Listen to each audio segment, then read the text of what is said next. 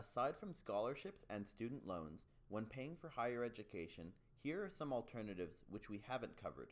Generally, your options are Pell Grants, the FSEOG program, the Federal Work-Study program, IRA withdrawals, home equity lines of credit, and savings bonds. Each of these offer unique benefits relating to education. Pell Grants should be reviewed before withdrawing personal money because it offers you money from the government that doesn't need to be repaid. They are presented to all eligible undergraduate and some post-bachelorate teacher certification students based on financial need. Need is largely determined based on the difference between costs of attendance and the expected family contribution. For the 2015-2016 school year, grants will not exceed $5,775. However, students will only receive as much as they qualify for, which can be less than the maximum.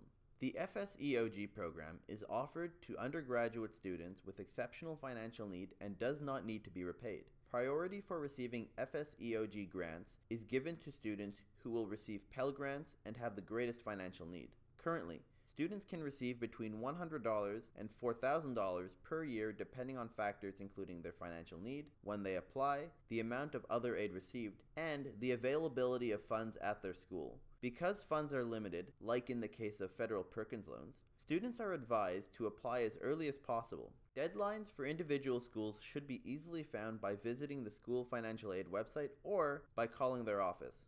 The Federal Work-Study program provides a part-time employment to undergraduate, graduate, and professional degree students while they're enrolled in school full-time or part-time in order to help pay off education expenses. By working, you will earn at least the federal minimum wage, although your earnings may vary depending on the type of work you do and the skills required for the position. As well, a student's work-study award depends on when you apply, your level of financial need, and the school's level of funding.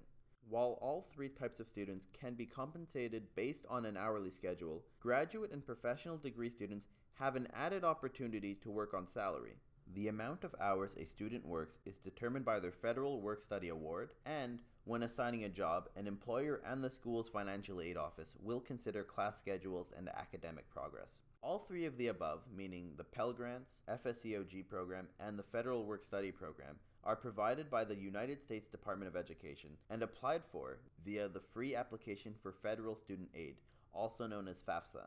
Normally, withdrawals from an IRA account at the wrong time are penalized, but in the case of qualified education expenses, IRA account holders are allowed to withdraw penalty-free regardless of their age. Qualified education expenses include tuition, enrollment fees, and room and board for students who enrolled half-time or more. Home equity lines of credit are an especially interesting financing solution for education expenses since it uses your home as collateral. Because of the collateral offering, interest rates are often much lower than student loans, which are uncollateralized. Nevertheless, using home equity line of credit should be a last resort and well researched if utilized. Lastly, if you hold Series EE or I savings bonds and you have qualified higher education expenses, those bonds can be cashed in tax-free.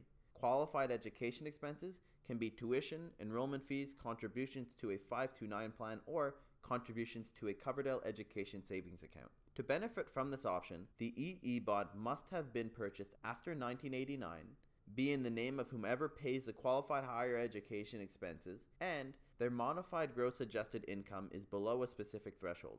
In 2014, the threshold was $91,000 for a single taxpayer and $143,950 for married couples filing jointly.